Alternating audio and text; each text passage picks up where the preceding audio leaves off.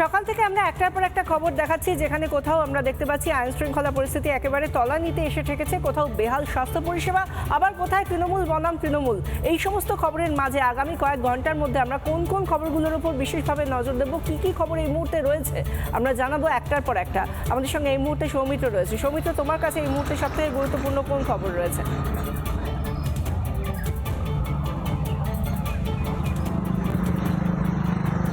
দেখো, বিধানসভা ভোটের আগে একেবারে মুর্শিদাবাদ সহ বিভিন্ন সংখ্যালঘু অধ্যুষিত এলাকায় ঝাঁপিয়ে পড়েছে মিম দল।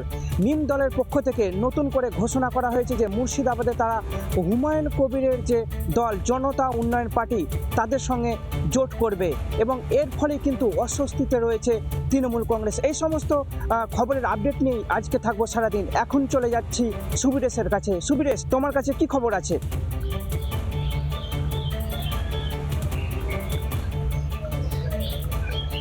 দেখো, গত দুদিন ধরে লাগাতার আমরা দেখিয়েছি জলপাইগুড়ি সদর হাসপাতালের মেডিকেল কলেজের যে মাতৃমা রয়েছে, সেই মাতৃমায়ে কুকুর মুখে শিশুর মাথা এবং মুখে দেহ নিয়ে, একটি সদ্যজাত দেহ নিয়ে ঘুরে বেড়াচ্ছে, এবং সেই খবরের যাবতীয় আপডেট নিয়ে আজ সারাদিন ভর আমরা বিভিন্ন আপডেট তুলে ধরবো রিপাবলিক বাংলার পর্দায়। এবং এর পরবর্তী খবর ঐন্দ্রিলার কাছে কি রয়েছে, ঐন্দ্রিলা তুমি একটু জানাও।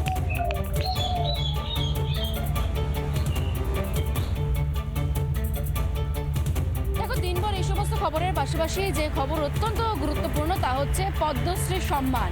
এই পদ্মশ্রী সম্মান যারা যারা পাচ্ছে তাদের নাম ঘোষণা করে দিয়েছে কেন্দ্রীয় সরকার সাধারণতন্ত্র দিবসের আগেই, এবং 131 জনকে এবারে পদ্মশ্রী সম্মান দেওয়া হচ্ছে, যার মধ্যে 11 জন বাঙালি জায়গা করে নিয়েছে।